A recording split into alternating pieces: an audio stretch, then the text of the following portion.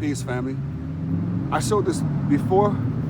This is actually my moringa from last season. I put this in the ground like last summer, late in the summer, like really towards the fall. I got it in the mail from my uncle out in Arizona, chocolate vegan. Shout out to him again. But he sent this to me along with some seeds.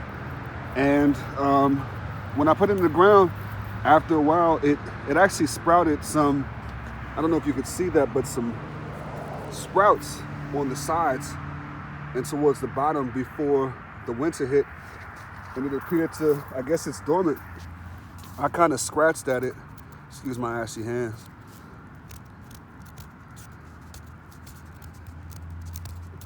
To see if it was still alive. Actually, I don't know, man. It's not looking too promising right now. I don't want to keep scratching at it in different places, but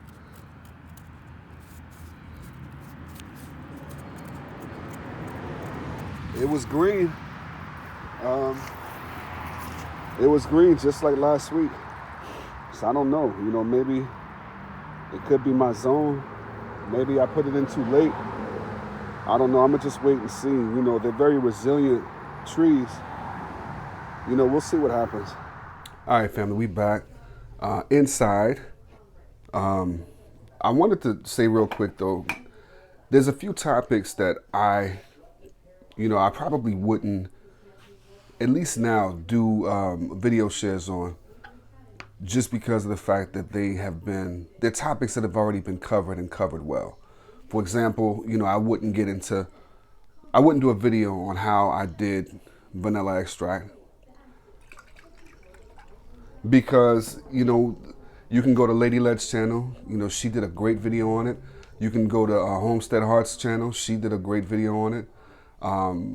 R&B Homestead, she did a great video on it as well. They all walked you through the whole process. Lady Led actually had a follow-up video. She did the traditional recipe that calls for alcohol. The one that she did in the video, she did bourbon, which is what I did here. Homestead Heart, hers was non-alcoholic. So however you want it, there's options out there for you to see it, as opposed to me doing it, because there's nothing more for me to add to it. Composting, as far as like worm composting, I'm not going to get into how I set up my worm bins, which I do have a few of those. I have 2 outside. I have 1 small one inside.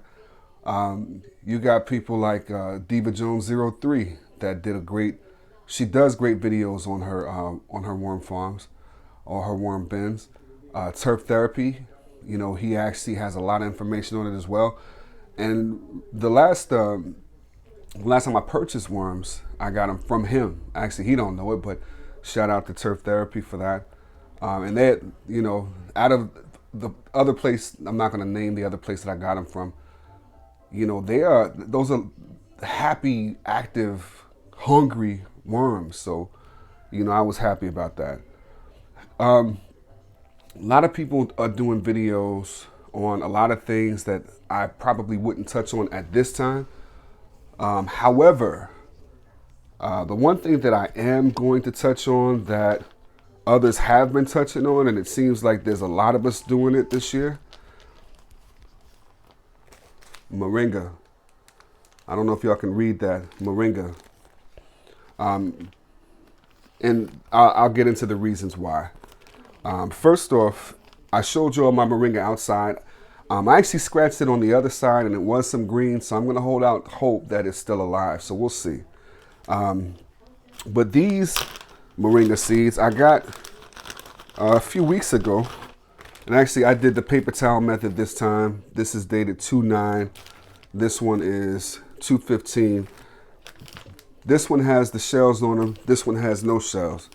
I've got, I don't know how many I put in here, but we're going to open these together to check them out and see how they did.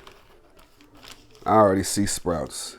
Yep. I already see it's starting to do its thing. See that?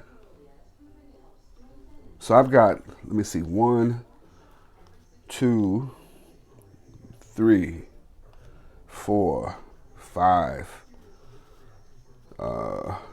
Looks like there's some folded up in here. 5 so far. And these are the ones with shells. So they can be sprouted with the shells on them. You don't have to necessarily take the shells off. It may be quicker, just kind of dependent, but here's 6. We'll talk about moringa and my experience with moringa. I'm gonna open up the other one.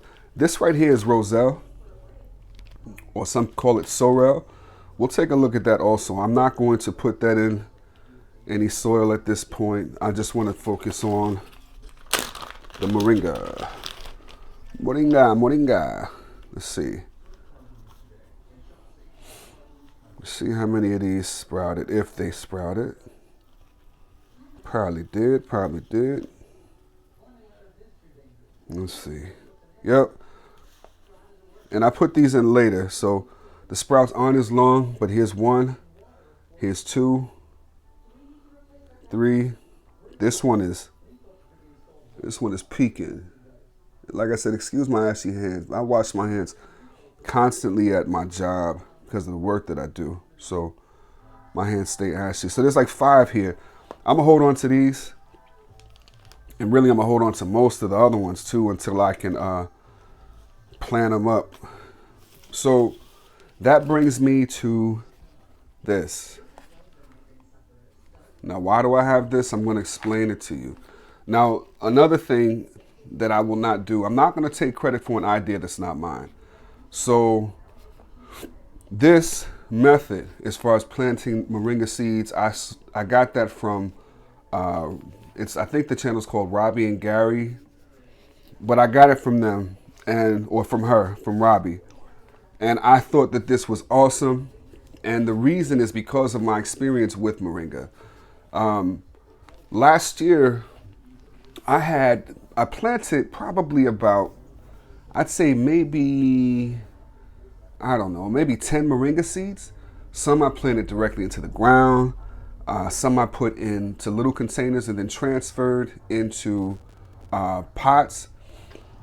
Now, when they first, as far as the ones that I transferred, initially they did really well until I transferred them.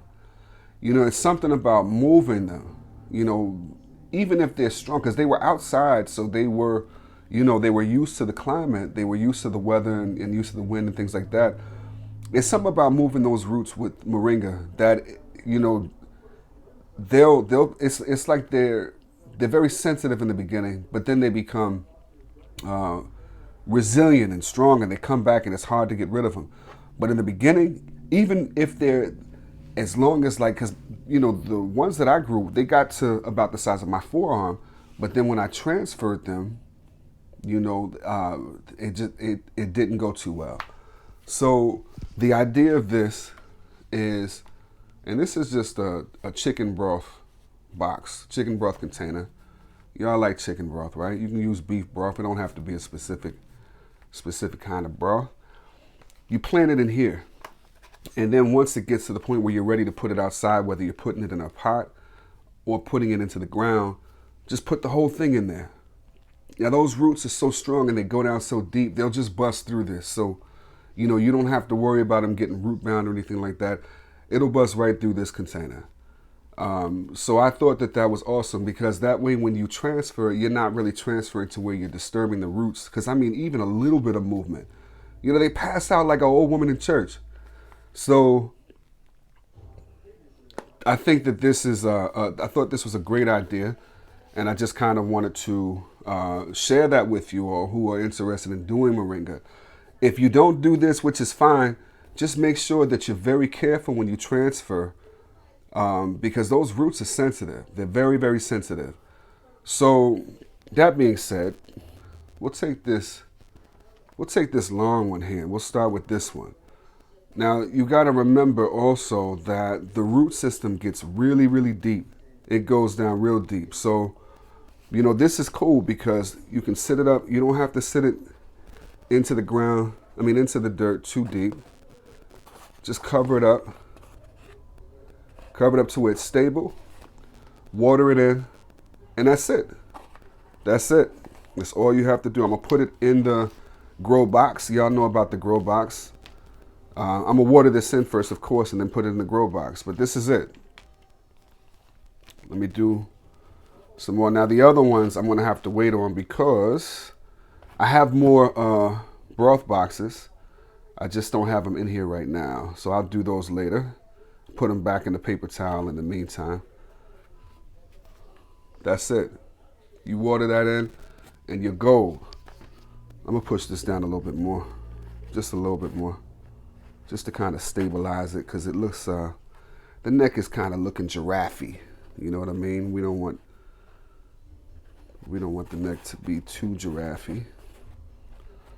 That's it, man. This is easy. This is easy. And like I said, you just put the whole thing in there or put it in a pot. Now, if you put it in a pot, make sure that pot is deep because these roots, they go down far. They go down very far and you don't want it to get root bound trying to grow it in a pot. If you're going to do it right. So this one is kind of laying down, but once we put it in the grow box, give it some time, it should stand up. But that's pretty much it, family. I just wanted to go over that because, like I said, it seems like it's, you know, I believe in synchronicity. I believe that's how you say the word. And it seems like a lot of us in the garden community are on the same wavelength as far as what we're doing, what we're planting and things like that. And, you know, a lot of us are on Moringa, which I think is beautiful. You know, I'm not going to get into all of the health benefits of Moringa because I don't want to make this video too long. It's already getting up there. But look it up. You know, look up the health benefits of Moringa. It's like one of the most, if not the most densely, nutrient dense vegetables that we have, you know, at least as far as what they know now. I tell people all the time, like if all of my fruit trees died, as long as I have Moringa, we'll never go hungry. And the good thing about Moringa also is that if you're in a situation where, you know, things get rough and people are after food, if you're not familiar with what Moringa looks like, you're just going to think it's a tree. You're not going, or a bush. You're not going to know that it's food, you know? So I'm hoping that I can get it in the ground early enough and that it's stable enough to where it'll survive. But I do plan on having one in a pot, at least one in a pot, and keeping it indoors. I just want to take a look at this roselle as well. Yeah, they're starting to do their thing. I did this, well, I'll talk about the roselle in a different video. But anyway, I'm going to go ahead and close this out. I got a microphone on, family. Got me a microphone. So I'm hoping that the sound turns out better this time. So we shall see. But in the meantime, I appreciate you taking a look here and stopping by. Y'all come back now here. Peace. Peace again, family. One thing I forgot to mention that's very important is to put drainage holes in the side. I don't know if you can see that, but I cut drainage holes in the sides of the boxes. You don't want them to get waterlogged because Moringa, you know, they don't really require a whole lot of water. You know, you want to keep it moist when they're growing, like in these stages, but as they get established, they don't really care for too much water. So put them drainage holes in. All right, peace.